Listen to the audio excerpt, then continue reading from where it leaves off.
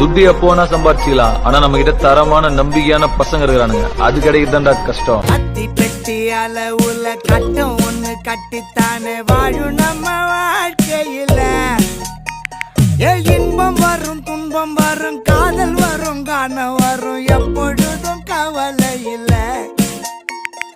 காலத்தான வாரி விட்டு நாங்க மேல ஏற மாட்டோம் கோடிக்கு தாசப்பட்டு.